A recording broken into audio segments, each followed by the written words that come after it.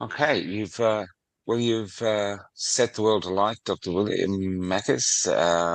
Can I ask just before we start, where in Canada are you, and what made you become a doctor from the initial part? It's just to get some background. I'm in Edmonton, Alberta, right now, so in the Western Province. What made me become a doctor? My Mm. my dad's a mathematician, so I was supposed to follow my dad's path into mathematics. And I did national mathematics competitions, international mathematics competition, but I preferred biology. And in high school, we actually did a dissection of a frog. And that's what got me fascinated into medicine. And then I was volunteering for 4 years at a hospital in downtown Toronto, St. Michael's Hospital. I was a porter. I would deliver patients to their appointments. I would deliver chest X-rays back when we still had the physical films and medications, and then eventually I got into medical school, and so that was my path in medicine. And have you seen a change in your period as a doctor? Have you seen sort of the culture of the hospitals change?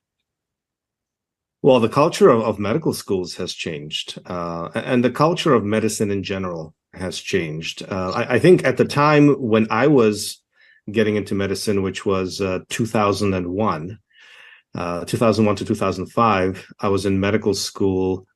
There was already a shift away from sort of a merit-based background to they wanted more women in medicine, and so there was a lot more women that were being uh, brought into medical schools. And I think after that, the whole shift towards sort of a left-leaning political shift, with the whole health justice and diversity and inclusivity and all the buzzwords of the left. I think that was just starting around 2000, but I think it really kicked into gear around 2010. And now I don't even recognize the medical students that come out of the medical schools. They're a lot of them are very left leaning, and they're activists, they're political activists. You have residents who are attacking staff with decades of experience. I have some of my biggest attackers are students. They're residents, they're fellows, because they're activists and they believe that this activism is something that they should take up, despite the fact that they don't have experience and they haven't been out there working in the real world, but they are conducting activism. Yeah. And what made you become an oncologist? What was the thing there? What was the interest?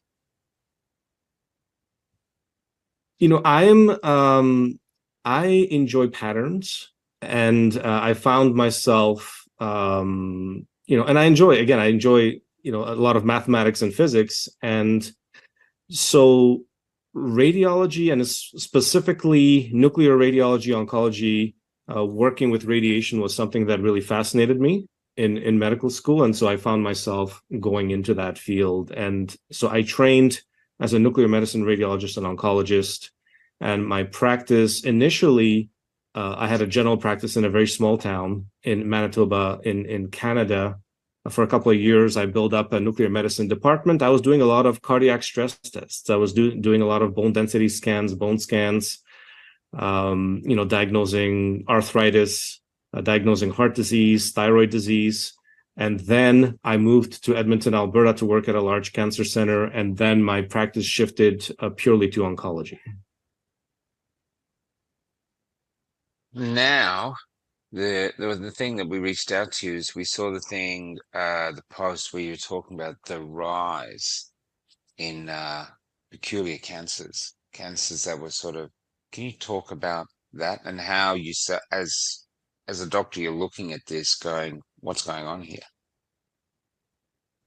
I noticed this really almost as an accident. I'd initially started seeing Canadian doctors dying suddenly, vaccinated Canadian doctors collapsing, dying suddenly. And it was in late 2021 when I first noticed that doctors in their 40s and 50s were dying in their sleep, and they were dying a few days or a few weeks after they took their first booster shot.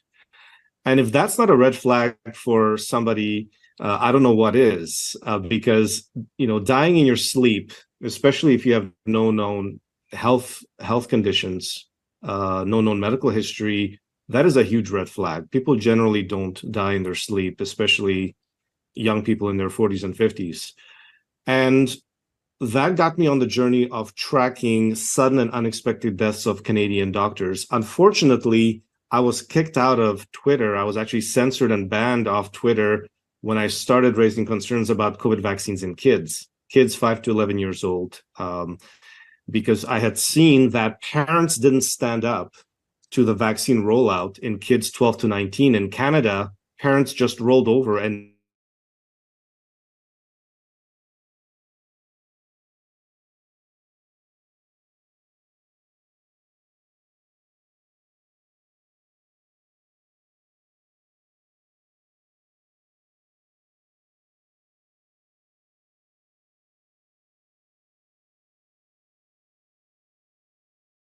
very desperate push, both in Canada and United States, to get them out. So I was silenced for a year, and I was ready to just disappear off social media completely. And my wife convinced me to kind of stay on and keep fighting on. So I kept researching sudden deaths of Canadian doctors. I had a Getter account, and so I was getting my information out there. And I had noticed that although most of the sudden deaths of the vaccinated doctors were cardiac, and there was a small subset that were related to blood clots, so the strokes, the heart attacks, the pulmonary emboli, there was a significant subset of extremely aggressive cancers. And doctors in their 30s, 40s, 50s were being diagnosed with stage 4 cancers, and they were dying in less than a year. And it was, lung cancer, colon cancer, and it was a behavior that was completely unlike anything that I had been used to as an oncologist and as a radiologist as well. And so the more I looked into this phenomenon of these extremely aggressive cancers, this was, I'd say, mid-2022, that I had noticed this phenomenon. Then I realized people were calling it turbo cancers. And as anything, the more you look into it, the more you study it, patterns start to arise. And these were patterns that nobody else was talking about. And so I started publishing a lot of these cases on my Substack, and really talking about it, this phenomenon of these extremely aggressive cancers in vaccinated individuals that are behaving very differently than what we're used to. Yes, there's Obi. Oh, sorry, go ahead, Paul. I think what you've been doing, documenting these deaths, we have a thing around the world. There's been a bit of a spontaneous protest, memorials really, that pop up on bridges in France and in parks in Australia of pictures and small vignettes of vaccine injured and vaccine deaths. And I realized that your Substack and your Twitter account is really like a virtual forest. We call it Forest of the Fallen. And yes, it's heartbreaking. It's heartbreaking to see image after image and story after story of these young, vital people. The doctors, some of the doctors that you're talking about, were running triathlons the day before. Right. And so you'd think, well, what hope does a slob like me have if these fit young athletes are falling? I was also very activated in 2021, trying to fight the 5 to 11-year-olds.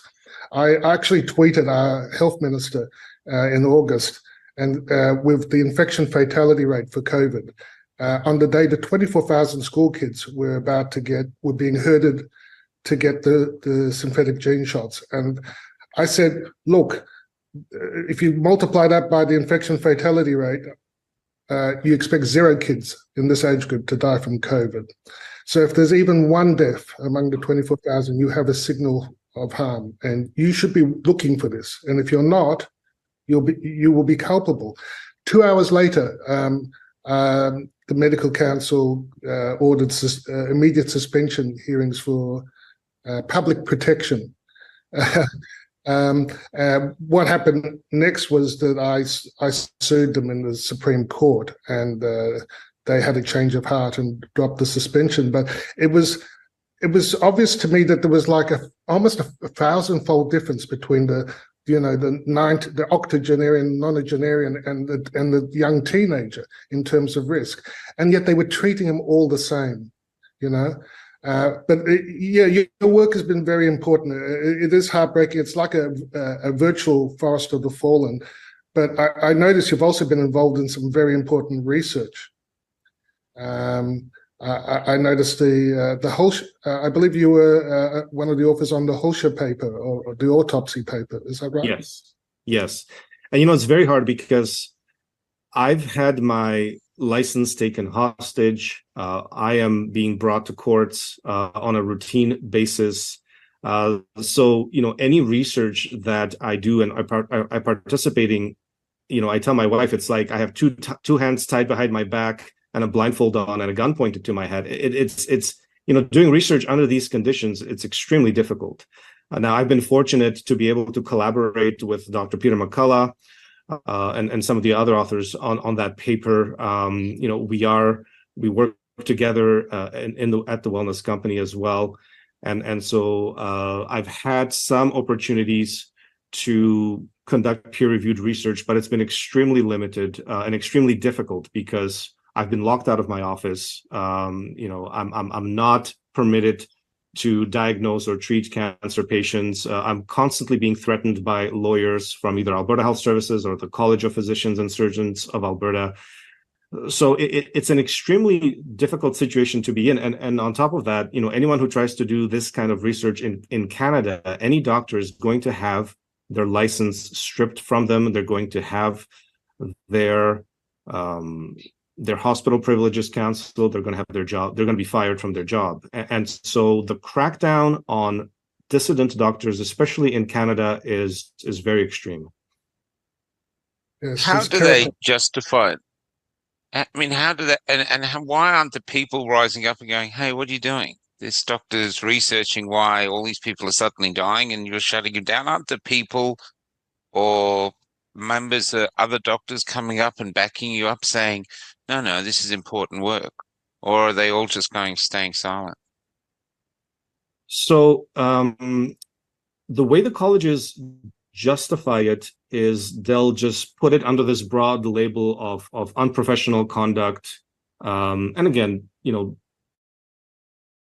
which again, these are very vague terms. You can call anything misinformation, right? And the colleges in Canada, they are actually private corporations. So there are private corporations in Canada that control the medical licenses of 100,000 doctors.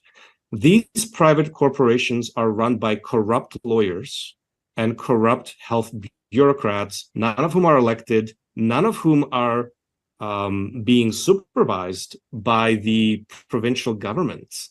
So they are actually completely independent entities. There is zero supervision from the political. So the Ministry of Health, let's take the Alberta Minister of Health cannot tell the college what to do. She can't even step into the offices of the college because they might throw her out or they might not even let her in. These are completely autonomous entities that have deep contacts with the pharmaceutical industry. They have deep contacts with the elite in the province. So in Alberta, it would be the biggest law firms. They have judges on their payroll that have been bribed and corrupted. They have protection of the police. It is a very nice network of very powerful individuals. And we can elect whatever government we want. The government will not touch them. And that is the sad state of affairs. We have the same structure here. There's so many similarities between what's happened in Canada, what's happened in Australia, New Zealand, in the UK. It makes it very hard to get justice. I think we've been throwing the data out continuously for 3 years, and we feel like we've won the war on facts and data. So now we're starting to. Michael's talking about a cultural, a new cultural renaissance where we snap out of the wokeness and the insanity. Exactly, and It seems so big here. in terms of the wokeness has really infected in the medical institutions, and it's also, the bureaucracy is corrupt, and the bureaucracy has very much been co-opted by the left. And we see that in our medical institutions, in that, and I'm sure it's the same in Australia, it's the same in New Zealand. Can you name one mainstream medical association or medical institution that stood up against the narrative and said, this is wrong, these are violations of the Hippocratic Oath, violations of medical ethics, violations of bodily autonomy, the idea that you're not allowed to prescribe early treatments for COVID patients, you're not allowed to provide mask or vaccine exemption letters, for example. There's not a single mainstream medical institution, I can tell you, in Canada that stood up against the narrative. Not one, which means that they're all co-opted. Yeah. And so we need, if we're talking about a sort of a change in culture or a renaissance, we're going to need new institutions. We're going to, these institutions are either going to have to be dissolved, broken down, or they're going to have to become irrelevant as new institutions arise in their place, because these institutions are rotten top to bottom. And we see that they adopted the narrative, all of them uniformly adopted the narrative of whether it's the vaccine narrative or the pandemic narrative. None of them stood up and went against the government-approved narratives. One of my crimes was to talk about early treatment. I was talking about early treatment from 2020 when I realized hydroxychloroquine and vitamin D, zinc, and zinc ionophores would work, and we didn't have to be fearful. But no one could hear me, and I repeated it so often that I felt I wasn't a doctor anymore. I'd become like a minister or a priest or a lama of early treatment. And I would bless everyone in the name of the holy horse paste, the hydroxy, the vitamin D, the zinc, the quercetin and the zinc ionophores, and the mysterious melatonin. I bless you. And then I have a C at the end now for vitamin C. But what's fascinating, though, is that a lot of these approaches to COVID treatment also bled over to be very useful in vaccine injury treatment. Yes. And now I'm seeing that these same approaches, a lot of them overlap with treatment, new approaches to cancer treatment. And the mother of my children unfortunately got the shot, developed non-Hodgkin's lymphoma earlier this year. And I was, so I was waiting for an approach that I could trust. She went for the traditional chemo and radiation, and thankfully she got through it, but it's awful stuff. It is. It is really, really toxic, awful stuff. And then Paul Merrick did that wonderful monograph on cancer care, 160 pages, and suddenly I felt, wow, we have a metabolic approach that makes sense to the treatment of cancer. I was wondering what you thought about all that. Well, when just to address the issue of the early treatments, we had here in Alberta, Canada. Now, Alberta Health Services is the largest health authority in Canada. It employs about 100,000 healthcare workers. It may be one of the largest in North America. And what I'd noticed very early on, they had a scientific advisory group for COVID-19, and that scientific advisory group put out recommendations that effectively said vitamin D doesn't work, and we know it does. We know that high-dose vitamin D is very helpful, even in severe COVID cases and hospitalizations. It shortens hospitalization stay. It reduces your risk of ending up in the intensive care unit, reduces risk of death.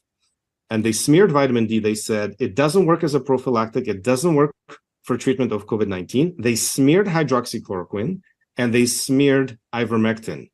And they said that those are useless for COVID-19, should not be used. And those recommendations were put out just as they were started rolling out the COVID-19 vaccine. So we saw a very coordinated effort from these corrupt bureaucracies to shut down any possibility of early treatment. And I'll give you an example. Dr. Daniel Nagassi, who was an emergency physician in Alberta, he worked part-time in Alberta doing locums. He actually tried to treat 3 patients with ivermectin who had showed up in his emergency room. And within 24 hours, now, you know that bureaucracy normally moves extremely slowly. You'd have to take weeks and months to get anything done by these bureaucrats. But when it came to ivermectin, within 24 hours, his entire schedule had been changed. All his emergency shifts were canceled. He was, targeted by the bureaucrats saying, you're not allowed to work in Alberta anymore. He was stripped of his hospital privileges, and they came after his medical license within 24 hours. That is how laser focused these countries like Canada, and I'm sure something similar, was going on in Australia, New Zealand, UK. This is how laser focused they were on shutting down any possibility of early treatment. This to me is far beyond incompetence. This is malice. Yes. This is malice. The health authorities in these countries did everything possible to drive up COVID-19 deaths, to drive up the death count, especially in 2020. I believe there was an intent to drive up the death count so that they could then justify, the emergency authorizations for the vaccines and then push the vaccine using fear tactics on the entire population, as they did in early 2021. And as an anesthesiologist, I would show my registrars the trolley with all the anesthetic drugs, and I would say, everything here is a poison. Everything is a toxin, but it's always a question of the dose and the sequencing. So even pure water, if you get it in excess, will kill you. You don't think of pure water as toxic. And then dioxin, a few molecules will kill you. That's, the most toxic. Now, ivermectin is probably unequivocally the safest drug that's out there. It's closer to pure water than Panadol. Then I think on Nutri-Vigilance, it's even safer than vitamin C. So the idea that doctors were attacked, like you're saying, Dr. Nagassi, here we have Dr. Miley Trin, who had the audacity to treat patients with ivermectin, to save their lives with ivermectin. So you've got this conflict between a drug which is so safe, and yet apparently so dangerous to the agenda. Exactly. And, the fact that even pharmacies would not fill prescriptions from doctors for ivermectin, for example, I mean, that is a crime. I don't know how else to describe it. And, I don't like to throw around words loosely, but that is a crime that the pharmacy would basically be able to interfere in a doctor's care for their patient, but because it fit the narrative, they were allowed to commit those crimes. They were permitted to, without any kind of penalty, to not fill those prescriptions for ivermectin, for example. So you mentioned something fascinating in terms of how it has turned out that ivermectin is this fantastic antiviral, has tremendous antiviral properties, not just antiparasitic, but it has documented, peer-reviewed research proven antiviral properties, and again, not just for coronaviruses, for influenza, for other viruses, and it has proven anti-cancer properties, many anti-cancer properties, and so now it becomes this interesting agent that can help the vaccine injured. It can help those suffering from long COVID. And I do believe that there is a subset of people suffering from long COVID. Now, of course, most of those people end up getting vaccinated and end up probably exacerbating their symptoms, or they develop new symptoms, which they attribute to, the feeling unwell, that they may have felt unwell after their initial COVID infection. Of course, after 2-3 doses, now you come up with new side effects and everything gets attributed to long COVID. But it's helpful with those suffering from true long COVID, and it definitely will probably has a role in treating or addressing some of these extremely aggressive cancers that are arising in the vaccinated. The problem there is that no one will dare do the trial. No one will be allowed to do the proper trials, especially in these vaccinated people presenting with stage 4 cancers. So it's up to the individual themselves to take that bodily autonomy back into their own hands and say, you know what, the medical establishment has failed me. I ended up with these toxic COVID-19 vaccines. Now I have a stage 4 cancer. It is behaving extremely aggressively. The oncologists have tremendous difficulty managing these turbo cancers, these aggressive stage 4 cancers in vaccinated individuals. They try all the standard conventional treatments, and those treatments often fail. And sometimes they will achieve, a remission. Sometimes the cancers will respond, but often they don't. And the prognosis seems to be extremely poor. This is what I'm trying to raise awareness of with my Died Suddenly posts on Twitter, with my Substack articles, and as you beautifully pointed out, my work is it is like a virtual, Forest of the Fallen, or it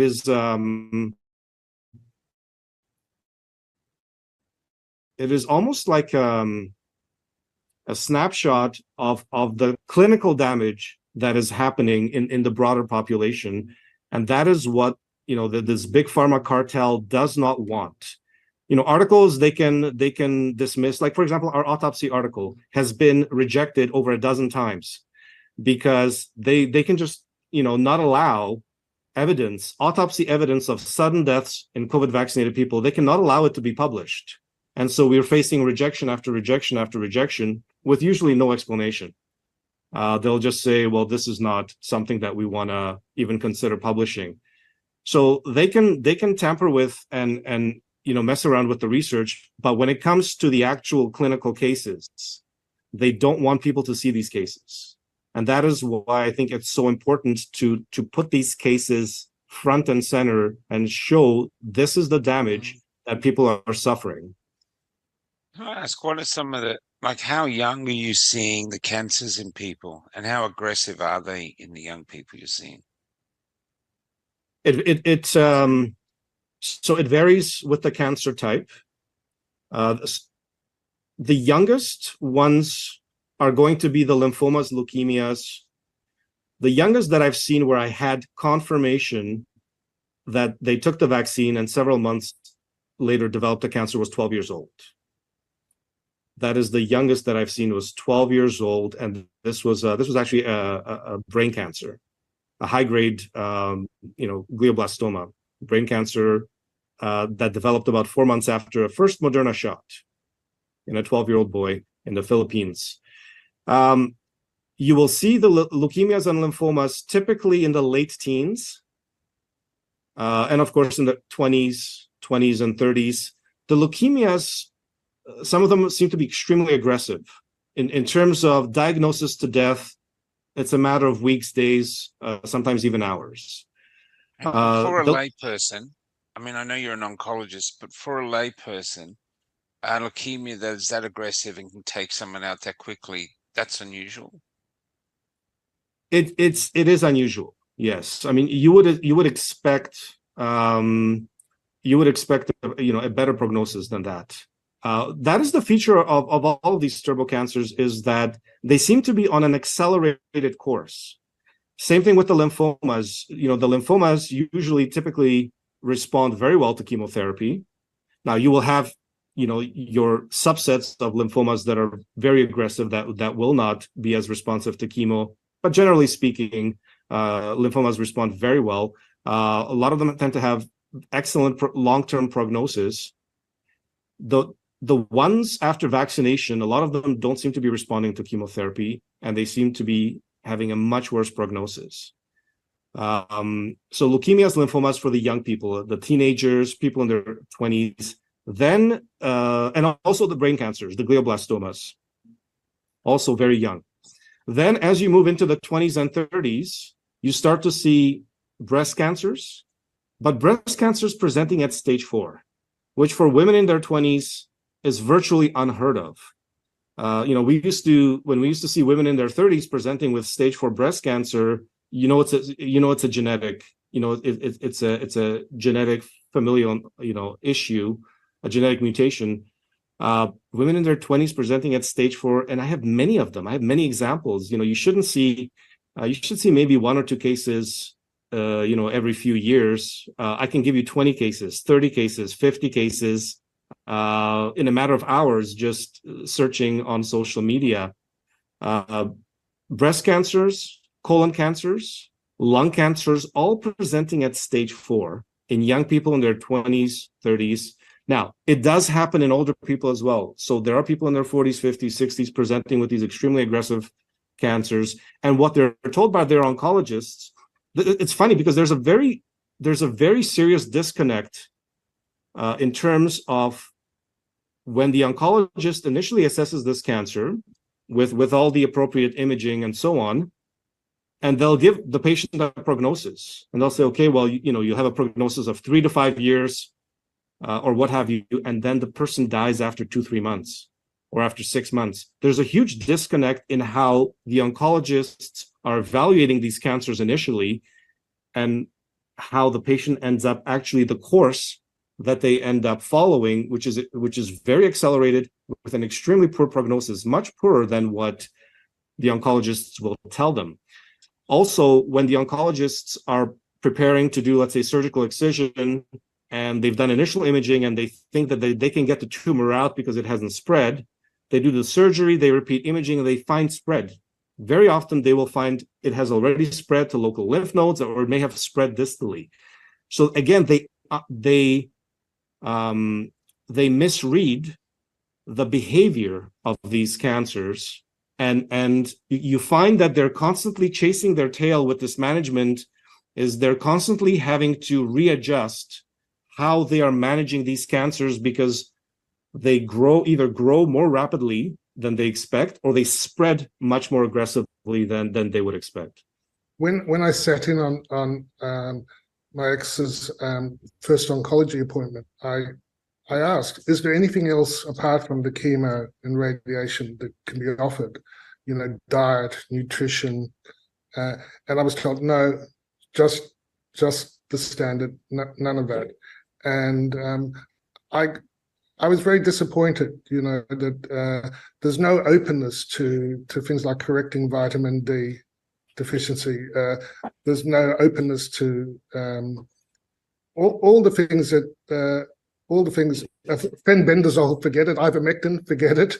But not even green tea extract, metformin, fenbendazole. Yeah. There's no openness to any of that, and it's tragic, and that's why your work is so important. I would love to see the wellness company come to Australia. When is it going to come? I meant to ask that to Peter McCullough the other day, but because we desperately need it. Where there's no support for the vaccine injured. There's no support or even awareness that we have this problem. You're absolutely right, and the problem with cancer, especially, is that it has become so based on protocols and guidelines that are approved by these giant associations.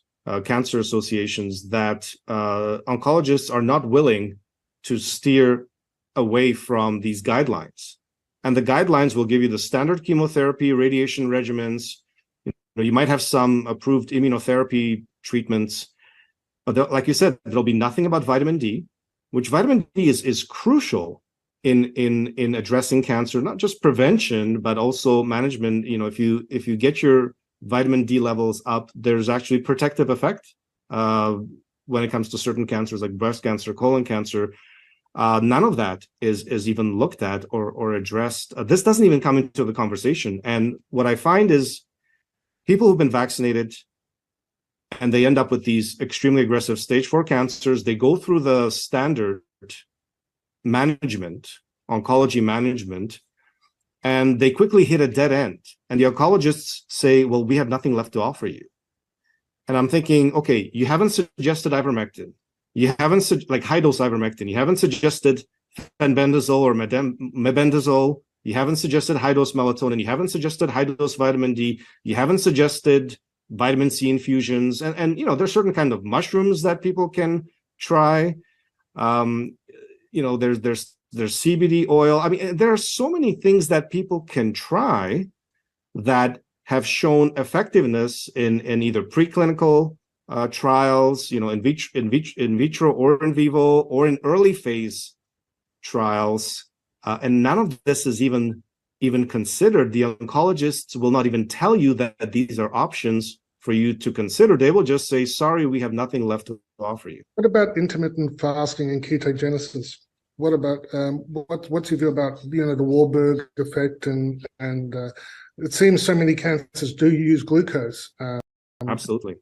And you can see it on your very scans, your PET scans. They use radio-labeled glucose to find the cancers.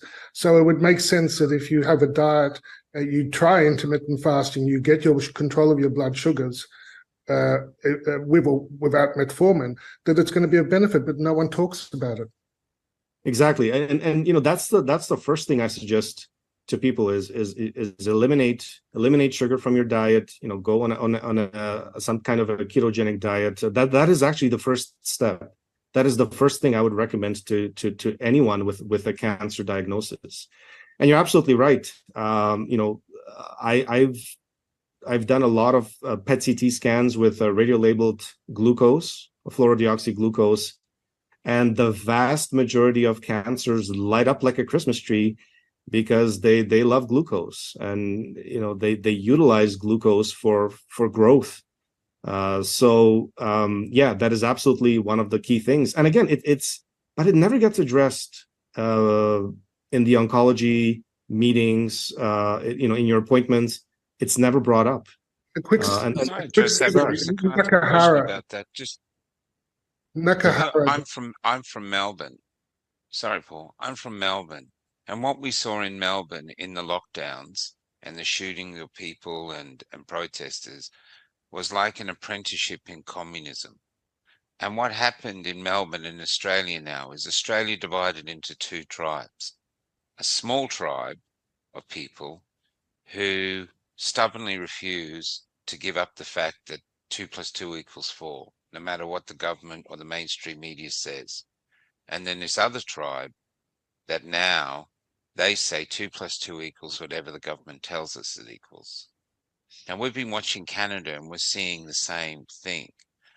Do you feel that these associations know this is happening, but rather than defying it or calling it out, they're either just resigned to it and going like, well, the powers that be have decided this is happening and just adapt with it, go with it, and hope you survive it, rather than saying they're asleep. They're just, because it doesn't make sense. I can't believe these other doctors, it's that dumb or blind that they can't see what you're seeing. Do you think they're just going, yes, Dr. Makis, I know you're calling it out, but there's no point. Just ride the storm, brother, and we'll reach the other side eventually. Do you think this is what's happening in our countries? That's an excellent question. I am of the opinion, especially after observing the leadership here in Canada, the medical leadership, especially after observing the behavior of my colleagues, people I went to medical school with. I really do believe most doctors are asleep, and they've really not taken the time to really look at this in depth in any way. They've trusted their peers, they trusted the medical associations, they trusted the peer-reviewed research, which the peer-reviewed research itself is compromised. Now imagine telling people that Lancet is committing fraud, JAMA is committing fraud, Nature is committing fraud, like outright fraud, not like a little bit of fudging here and there, like blatant outright fraud. You can't tell this to your average doctor and be like, all of these associations are engaging in criminal fraud. They wouldn't believe it. And I do believe that the majority of doctors are completely asleep at the wheel. And this actually probably includes many of the bureaucrats. So there are physicians who rise up the ranks of the bureaucracies and end up running these associations like the Canadian Medical Association, for example. There are bureaucrats, and I think most of them are really asleep as well. Now, there may be a small group of individuals who are awake or who know what's going on. Maybe they got fake vaccine cards, because we do have that phenomenon that there are people who've gotten fake vaccine, what do you call those? Those cards, basically.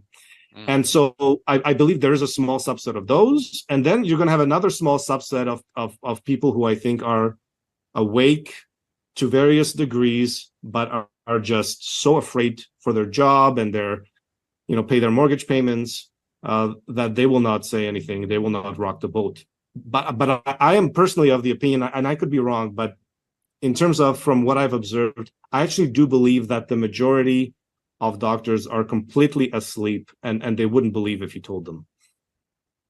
Well, wouldn't that be an act of will to almost remain asleep now? Seeing the amount of evidence they would be seeing. I mean, it wouldn't be easy to remain asleep now. I mean, the amount of deaths, like you said, these unusual cancers, young people dying in their sleep, fit people. I remember the one story that really hit me, you brought it up, Paul, was a cyclist in Scotland who he had a flat tire and he still managed to win the race. He still, even with a flat tire, he still managed to take over and win the race. And then that night he dies of a heart attack, which is just, he's gone. And so for the doctor to see that, and I actually put you another example. Let's talk about the police. This has really rocked our world this week. We've met a funeral director who's trying to get up the courage to speak. He's lost his job because of the vaccination. He said he was turning up initially, picking up dead bodies, and he'd say to the police, "Is another vaccine death?" And the police would go, "Yeah, it's like the 24th one this month," these that they've done. But then these police officers who are watching the carnage would go to the protests and attack the protesters who were saying something's wrong here. We don't. So the police would not be asleep. They would know that the society was literally under attack and then go defend the attackers. That's I think not when it asleep. comes to, That's I understand. a different level. I think for most doctors, they may not be seeing it in their clinics. Now, is it when you've made that decision, is it sort of a willful blindness? Are you thinking that, well, maybe there might be something to it, but I'm not going to look because I've taken 5 vaccines and I've given the vaccines to my kids and I've given them to my entire family and so on. So there may be an element of willful blindness where there might be a slight suspicion, but they're like, it's sort of like, I'm not going to look there because if I look there, that might completely destroy my life or change my life. And I'm just not ready for that. So there may be an element of that. But I think a lot of doctors may not be seeing it in their practices. And whenever someone brings up vaccine injury, you hear this a lot from the vaccine injured, is that the doctor just immediately shuts off the conversation, and it doesn't even enter into any kind of a discussion or consideration. And I truly believe that a lot of these doctors, until they're personally impacted, where their family member comes down with an obvious vaccine injury, or they themselves come down with an obvious vaccine injury, then those are the real wake-up moments. And we've seen that, for example, with Dr. Asim Malhotra, whose father was injured by the vaccine, and for him that was a real, a tragic, dramatic moment of realization or awakening. And I think for a lot of people, that's what it's going to take to snap them out of this. Of this illusion or the spell that they're under. It's great to talk to a Canadian. Your trucker protest in Canada sparked a spontaneous. When we saw what was happening, the same thing happened in Australia. When no one organised it. There was like an invisible whistle. We have to go to Canberra, and trucks. Did you hear about this, Dr. Makis? Did you hear what you Canadians did to us? Well, I know that the Canadian truckers inspired people in Europe, in the United States. I wasn't aware specifically of Australia. But we had 500,000 odd people protesting. We outnumbered the zombies of Canberra. Freedom-loving people, and it was almost like a Woodstock type thing. A spontaneous city appeared of the free, and they couldn't believe that there were so many people around them who felt the same way. They all felt alone. And it was really transformative what happened. And yet we haven't had much dialogue. The physicians in Australia and New Zealand, even, we're only just starting to talk. So it's very important. And yet you still have Justin Trudeau. Everyone else has got rid of their dictator. I know. Dan Andrews has left, just Jacinta Ardern, you just name him. And yet that he's like a cockroach. He's like, I don't know how he carries on. He's extremely unpopular. However, Canada has a significant population that is very much left, I would say far left leaning. And that's a significant, 25-30% of the population is very brainwashed into that sort of leftist propaganda. And it has infected a lot of the academia, the intelligentsia. So people with degrees, a lot of them will identify themselves on the left, and they'll support Justin Trudeau no matter what he does. So it's been difficult because our media is also completely captured. We have completely leftist media. So he has that core support, but his support has been diminishing significantly. So I'm hoping that he's on his sort of last legs and we'll be able to get him out. But he's been an absolute disaster, a catastrophe for Canada. They've done so much damage. The federal Liberal Party, they are extremely corrupt. There's billions and billions of dollars that go missing. They crushed the trucker convoy quite aggressively. They started coming after people's bank accounts. I was looking into closing all my Canadian bank accounts because they started freezing people's bank accounts. They said, we're going to target you. If you supported the trucker convoy, we are going to target your bank accounts. We're going to freeze your bank accounts. Like you mentioned earlier, we basically had a test run of communism in Canada, in Australia, New Zealand, Ireland, UK. Everywhere. We really had Ireland. We had a test run of communism, and one way I describe it is that when you look at in Canada, for example, we had 6 million unvaccinated Canadians who were not allowed to get on a plane, were not allowed to get on a train, could not travel within the country. I mean, talk about an iron curtain. We didn't have, I came from communist Czechoslovakia. We didn't have an iron curtain within the communist countries, right? I mean, that is how I managed to escape. My family went to a neighboring communist country, and we applied for United Nations refugee status, ended up in a refugee camp for a year, and that's how we came to Canada.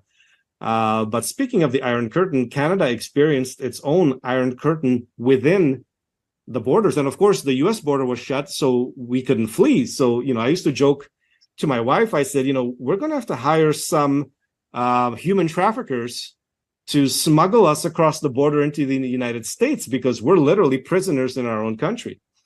And we see the borders were shut here too.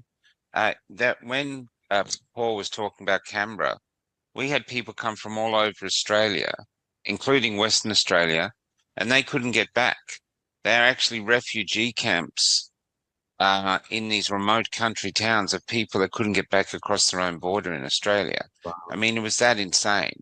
But going back to the other things that we're hearing too, things that are coming here, they're about to bring in a misinformation bill, which is going to silence shows like this from January the 1st. So all online content, and they're going to sue the platforms. So if we put this on Facebook, Facebook will get fined. So they're going to silence us. So we're facing that, and we're told it's a done deal.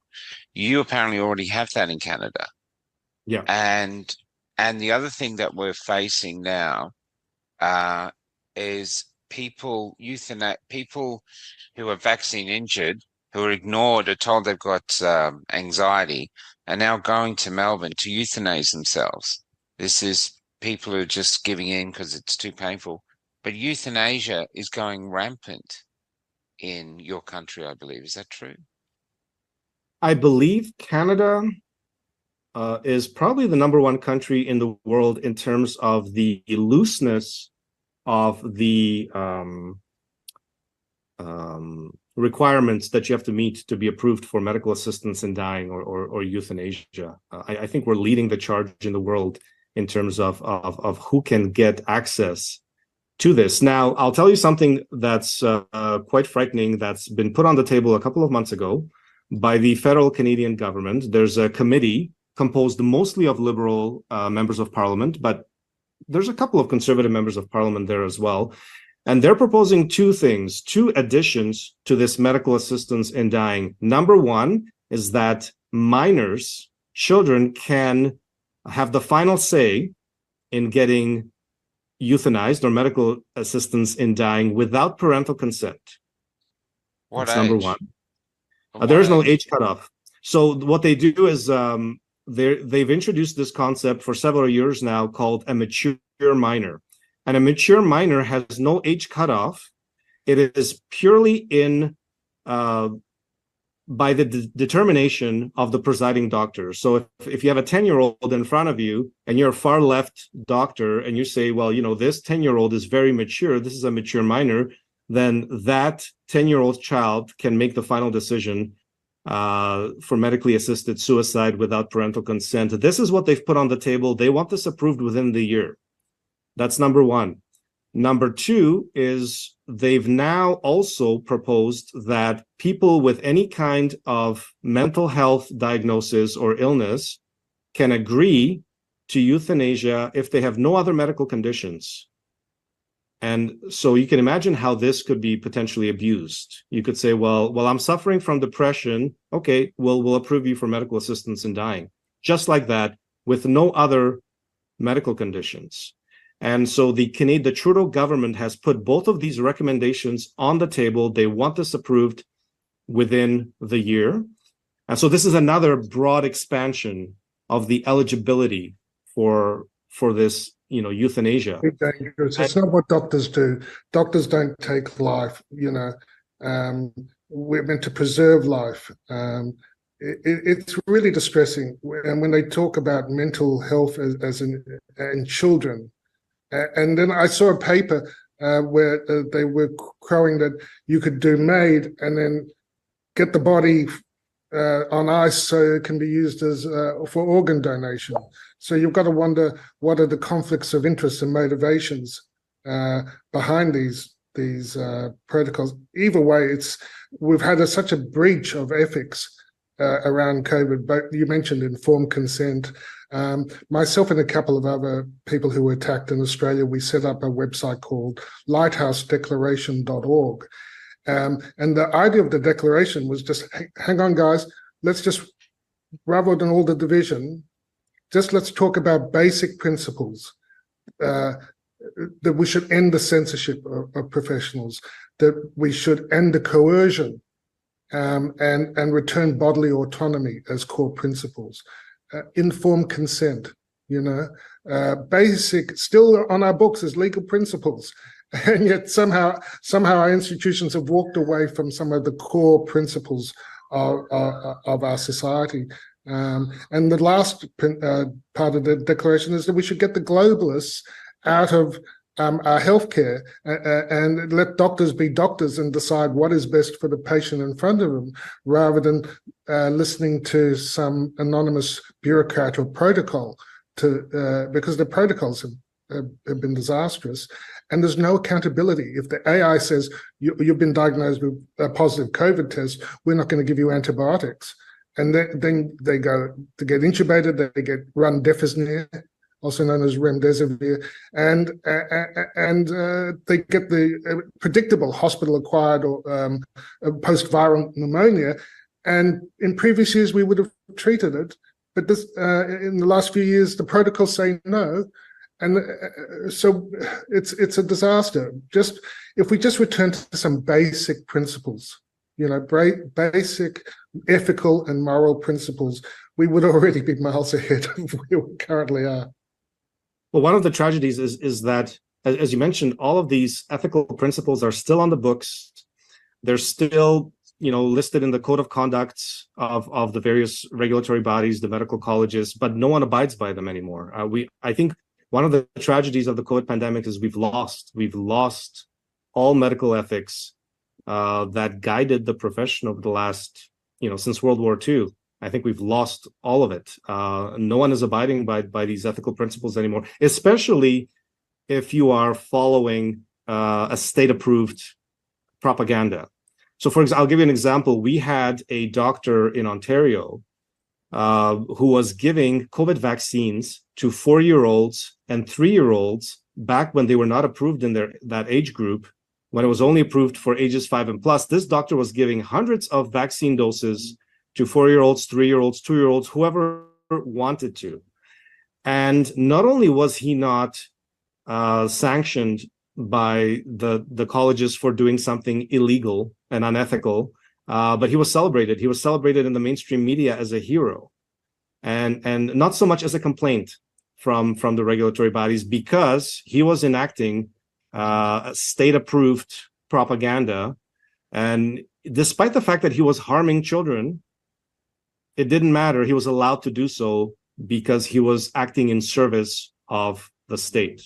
And this is how we break trust. This is how we destroy our institutions. This is how we destroy the trust in our institutions. And I think you can see the fall off in vaccine numbers and booster numbers. So I think people are seeing, including the doctors, as seeing the harm personally, up close and personal. And that's why I'm more interested now in how we rebuild our institutions. I think these ones have shown themselves to be not fit for purpose, and I don't bother with them. I think we have to look forward. Sorry, Paul. Before we fix the institutions, though, surely we have to change the perception of the public, because you said you're from Czechoslovakia. And when this all was happening, I read an essay. I think it's called "The Power and the Powerless" by Václav Havel, who was a freedom fighter, playwright, and became president of your country. And in it, he said, "If the media is ignoring you, set up your own media," which is why I set up this podcast. And I see these podcasts all over Australia. So his philosophy is working everywhere.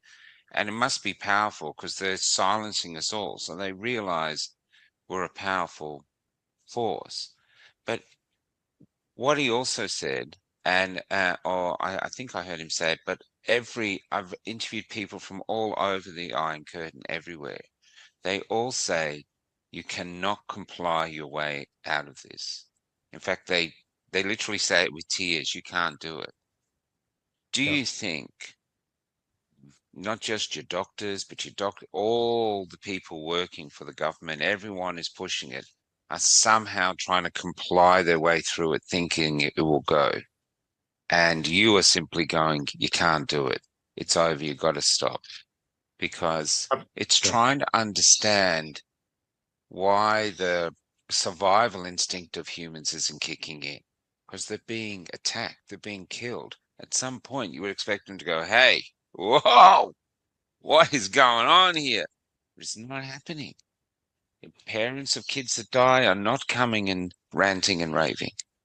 So, no, sorry, I sort of lost the content of the question, but this is where we seem to be. How do you think we can change the perception of the everyday people so that by osmosis they rise and the institutions are basically destroyed from the bottom or reinvented from the ground up? You're absolutely right. You cannot comply your way out of something like this. And certainly there was no complying your way out of communism. That's not how communism fell. Communism fell. You had the solidarity movement that started in Poland with mass non-compliance, and basically crippling the institutions with non-compliance. I've one fascinating thing that I've noticed is that it is a lot of people from the former Eastern European countries, former communist countries, that are trying to raise the alarm, are yelling the loudest. So in Canada, you've got Pastor Arthur Pawlowski from former communist Poland. Yeah, we had in one. Europe. Yeah. In Europe, you have members of parliament from Romania, members of parliament from Croatia. These are former communist countries. They're the ones, exposing the corruption and the criminality in the European Parliament. You've got also Christine Anderson, who I think is amazing as well. And I always say, get yourself a friend from a former communist country, because you're going to do well, because they will be the first ones to speak out, because we've seen this, we've lived through it, this sort of blind trust in government that a lot of people have in the West, I think is what's ending up harming so many people, and why so many people are now succumbing to injuries, having complied with the vaccines. In medicine, this idea of go along to get along. Yes, I will take the 2 shots, and hopefully, yes, I can still, make my mortgage payments or live a lavish lifestyle. In some cases, doctors get paid extremely well in Canada. You've got average salaries of $300,000 to $400,000 a year. Very few people are willing to give that up. But, when you comply, it only brings more devastating and more totalitarian measures, because now in British Columbia and Canada, they are rolling out vaccine mandates again. They've encoded it into the Health Professions Act as a condition of now keeping your license. So you won't just lose your job if you don't take the government approved vaccines. You will actually lose your medical license. And that is an extra draconian step that is now being implemented in Canada this year. We know that mandates are coming. They're coming back. They're going to force the doctors, and they're going to go through the doctors. And you know why? Because they complied. They complied this whole time. They didn't stand up in any significant numbers. So they're just going to keep pushing and pushing. They're going to tell them, you're going to have to take the new booster shot, because the old booster shots doesn't matter how many booster shots you've taken in the past. We've got a new variant. The old booster shots don't work. You're going to have to take more of these vaccines. So the apprenticeship worked, and now they're going to go for the PhD in compliance. Michael, I've got to get my kid to his exam. Yeah, no worries. I've really enjoyed this conversation. I hope we can pick it up again sometime if they'll let us. I hope so. Blessings to you. Thank you for coming on, and thank you. Thanks, Paul. Take care. I just have a few minutes with you, Dr. Makis, just on a humanitarian level. It's just how old were you when you left Czechoslovakia? I was 9 years old. So but even I remember my parents telling me, we discuss at home, don't talk about it at school because daddy might go to jail.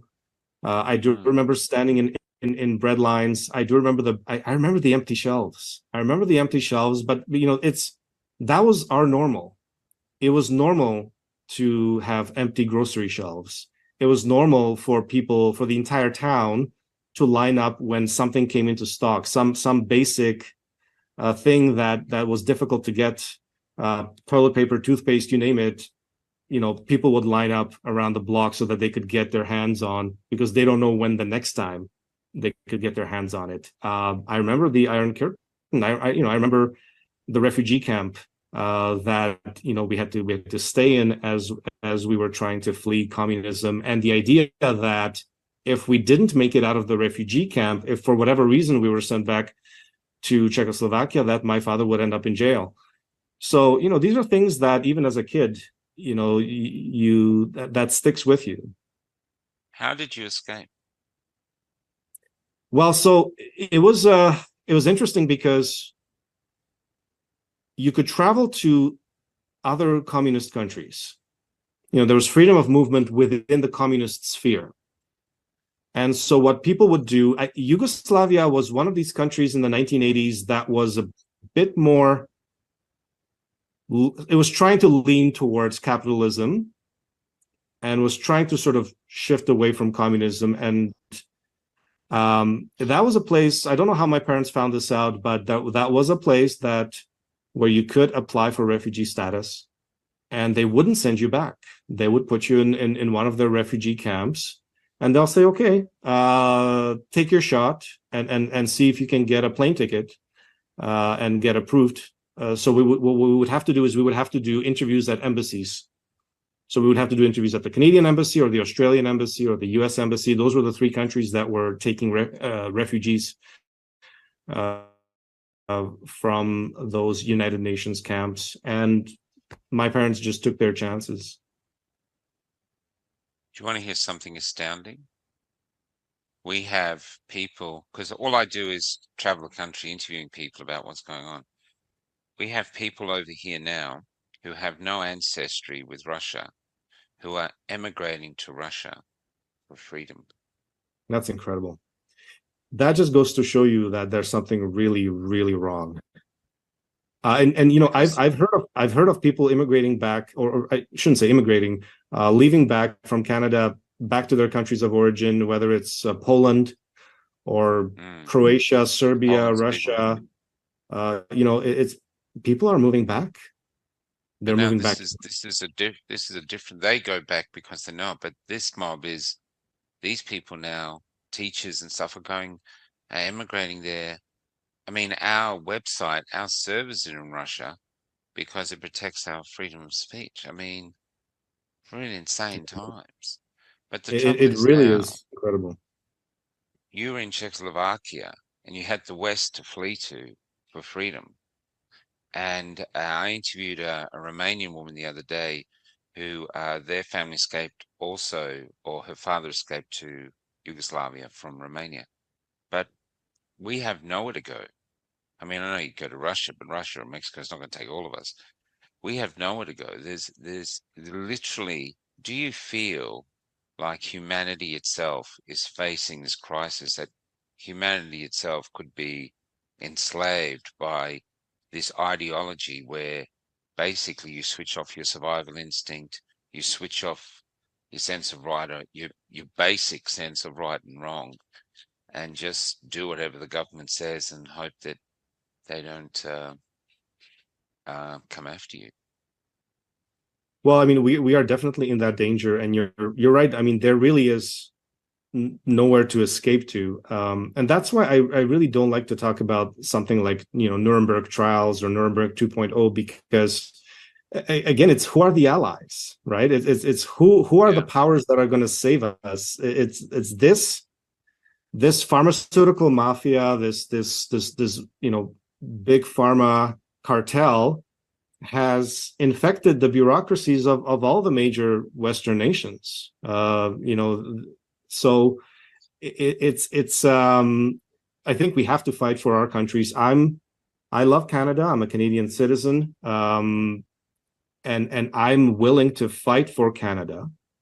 Now, of course, I have to weigh the risks to my family. If it comes to the point where there's a risk of me ending up in jail and my children not being able to, be taken care of, then I may have to flee. And that's always, unfortunately, in the back of my mind. But, I want to fight for Canada, and to reclaim Canada from these totalitarian entities, and these these corrupt bureaucracies that run the systems, the healthcare systems, the education systems, but are not. They're unelected. They they don't. They're almost their own entities, and so I think it's worth fighting fighting for our country. People are now trying to take back the school boards and get elected to the school board so they can actually impact what the children are being taught, because we have problems in education. We're going to have to figure out alternative. Yeah, we're going to have to figure out alternative healthcare systems, and there are, clinics starting to arise with alternative healthcare being provided. So I think that's the way forward. 2 seconds, I just lost my camera. There's sorry, Doc. That's okay, but I think a lot of people are awakening, and we may not be at the point yet of sort of a mass awakening where we can actually, either just dissolve some of these corrupt institutions or take some of them back or build new ones. But I think we're getting there. I actually think there's a tremendous momentum in terms of awakening humanity and those who want the best for their families and for their kids, as opposed to serving some, corrupt global entities located in another country. I really think we have that momentum. I think we just need to keep pushing and keep fighting. Well, I think you're doing an amazing job. I thank you for sharing your time with us here. I actually think it's really important it's really great to get doctors from here and doctors from there, from Canada to speak. There's so few of you, and I think it's good for spreading hope and courage across our countries, because there's no one coming from us, but we are. One thing I've noticed over here, because I don't think anyone in Australia has met as many of the freedom movement as I have, because I go to the different towns meeting them. There is a deep, unusual, egalitarian bond between freedom fighters over here. They bicker a bit, but there's no status. There's just they get together. And one thing that's happening over here, Poland had a symbol, the solidarity, the candle in the window. And when we were traveling around, we were saying we need a symbol. We need our own symbol to unite the freedom movement. And that's not actually a movement within itself, but an overriding thing. We asked the community, and we had sent loads and loads of things people sent to us. Finally, the one we went with, which is a lot of the big groups are going with now, is that 832. And the marketing is, people go, what's 832? And we say, Google it. But if you Google it, it comes to, and I'm not overtly religious, but it goes to a quote from the Bible that says, the truth shall set you free. And what people do now is you're walking down the street with an 832 cap or an 832 badge, and then you have people going, hey, brother, how you going? And you find out, and people are doing stickers on bumper cars and graffiti on walls, and there's big graffiti in some places, and suddenly it's like a form of resistance. It's because we're living in a tsunami of bullshit, and we want the truth. And now the other thing that's happening over here, which is incredible, is a small group in a tiny town said, we're going to have an 832 gathering, which means they found this old caravan park, and all these like-minded people came from 400 or 500 kilometers away, and for 2 days they hang out, and they go from being a tribe like this to a connected tribe like this. I've been to a few of them. We have this one old doctor, he was like in his 70s. He was talking to 4 o'clock in the morning. He couldn't go to bed, but he just wanted to talk and talk and talk. But they're sharing ideas and spreading ideas and capitalizing on ideas. And these are easy to set up. So spread the thing, 832. And the other thing too with culture is, I'll share the song at the end of this and send the link through to you. We met a man who was unvaccinated, knew nothing of the freedom movement at all. His whole family didn't want anything to do with him. And he stayed sane by writing these songs that his family and friends wouldn't listen to, protest songs. And one of his songs called The Crime, because he found me, just stumbled across me. And I said, you're not alone, mate. You got a tribe. And he, after being upset, he played me this song. We've had him on stage where he's wowing people, But now we've shared it online. In the last 24 hours, it's had 200,000 hits, all in America and Canada. And this is why I think the cultural war now, it's time for the artists to rise up. You doctors are there fighting, us other freedom fighters and independent media are fighting. But I think maybe to cross this divide between those who say 2 + 2 = 4 and those who are too scared of the truth, the bridge might be the artists, as the artists remind us who we are as human beings and try to discover why we're doing what we're doing and how we get out of here. So we believe the cultural war is upon us now. So a big call out to any Canadian artists that are watching, reach out to us. We want the artists to join the doctors like yourself who are so brave. I'm in awe of you, to Dr. Makis. Well, I'm thank in you very awe of your much. courage. Thank you very Yeah, much for so having me on. I appreciate it. no problem. It's an honor to share so much time with you, and I wish you the best. And we'll share this, and I'll cut it up. I've got notes where I'll cut up, and let's hope we just chip away, chip away, chip away, and hopefully we get to a place where we are free again. Absolutely. Thank you so much. Take care, brother. No Take care. problem.